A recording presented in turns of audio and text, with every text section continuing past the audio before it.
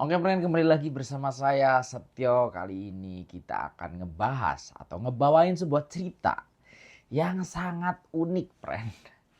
Dimana kisah ini kayak kisah-kisah yang ada di drama-drama Cina, friend.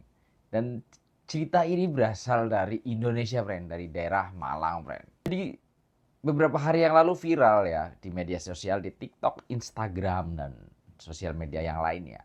Ada seorang anak dari daerah Malang di mana dia ini hidup dengan sangat sederhana gitu ya di sebuah desa. Dan ternyata dia adalah anak dari seorang CEO yang kaya raya, friend. Jadi udah bener-bener kayak drama-drama Cina yang biasa kalian tonton, friend. Buat kalian yang penasaran gimana ceritanya, jangan lupa ya support dan bantu saya dengan tekan tombol subscribe, friend. Supaya nggak ketinggalan cerita-cerita unik lainnya, friend. Oke, langsung aja kita bahas, friend, di One Room.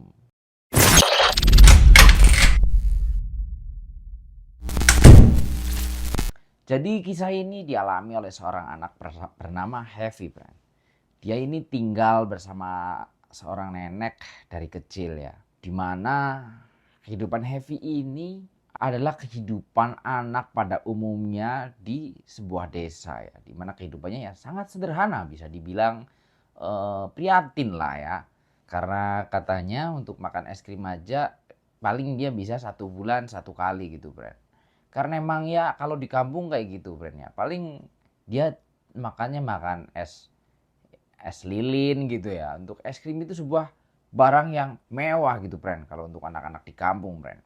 Jadi Evi ini dari kecil benar-benar hidup bersama seorang nenek.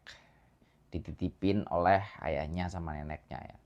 Setiap bulan Heavy ini sebenarnya dikasih jatah ya sama ayahnya, jatah bulanan untuk jajan gitu ya. Tapi ya dikasih jatah itu ya seperlunya aja, friend. Mungkin tujuan sang ayah supaya Heavy ini hidup ya layaknya anak pada umumnya gitu, sama dengan teman-teman yang lain gitu, friend ya. Dan pada suatu hari tiba-tiba ayahnya Heavy ini menjemput ke Malang ya dan ngajak Heavy untuk pindah ke Jakarta, friend. Dan setelah sampai di Jakarta, Heavy terbengong-bengong. Ternyata ayahnya adalah seorang CEO dari sebuah perusahaan, friend. Dia kaget ketika melihat perusahaan milik ayahnya, ketika melihat mobil-mobil yang terparkir di rumah mewahnya, friend. Dan dia juga sepil salah satu mobil yang di dalamnya ini ada TV-nya, friend ya, gede banget gitu, mewah banget, friend. Dan nggak nanggung-nanggung rumahnya pun pakai lift, friend. Udah kayak mall ya. Dan saking lugunya si Heavy ini atau mungkin saking bener-bener genuinnya dia hidup di kampung gitu ya. Sampai dia salah sebut, friend. Ketika menyebutkan lift, dia malah nyebutin eskalator, friend, di situ. Dan ini juga dibahas oleh beberapa netizen ya. Untuk nggak salah sebut eskavator ya, atau nggak kalkulator gitu. Dan Heavy ini benar-benar kayak hidupannya berubah 180 derajat gitu ya. Yang tadinya hidup di kampung, main sama temen-temen di kampung ya kan, makan es krim aja sebulan sekali gitu. Tiba-tiba jadi anak seorang CEO dengan kehidupan yang begitu glamor gitu. Dan lebih mengerikan lagi, dia langsung dibeliin jet ski sama ayahnya itu, friend. Kehidupan yang tadinya hidup bersama nenek dan kehidupan yang sangat sederhana tiba-tiba menjadi begitu mewah gitu, friend. Kalian bisa bayangin nggak kalau itu terjadi sama kita gitu? Indah banget, friend ya. Emang hidupan orang-orang itu kenapa kok indah-indah banget gitu ya? From zero to hero gitu. Kalau kita ya kalian tahu sendiri lah ya, kita harus banting tulang gitu untuk mendapatkan sesuatu gitu. Jadi di sini sebenarnya saya juga udah izin sama Heavy ya untuk membuat konten. Jadi di TikTok saya DM dia dan kebetulan dia balas gitu, friend. Katanya mempersilahkan saya untuk membuat konten ya seperti ini balasannya. Jadi dia itu juga pengen mengklarify bahwa sebenarnya dia juga nggak yang susah-susah amat gitu, friend. Ya dia dikasih jatah lah ya sama ayahnya gitu.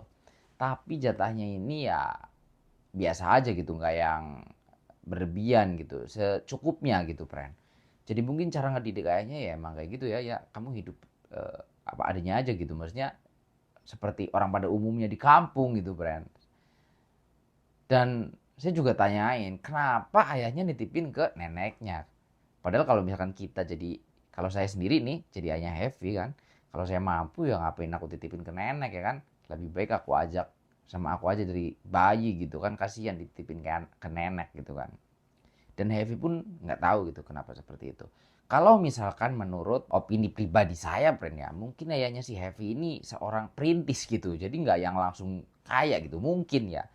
Sehingga menitipkan anak ke nenek itu suatu opsi yang paling win-win solution gitu. Karena saya juga seorang perantau yang berasal dari desa, jadi saya cukup paham POV dari ayahnya si Heavy ini, friend. Cuman ya ini, again, ini kembali lagi ini cuman opini saya pribadi ya. Aslinya gimana ya ayah Heavy yang tahu gitu.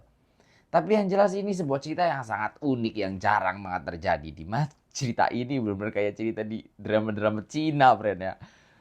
Oke, friend, itu aja kisahnya si Heavy, friend ya. Gimana dengan kisah kalian, friend? Apakah kalian juga anak seorang CEO, friend?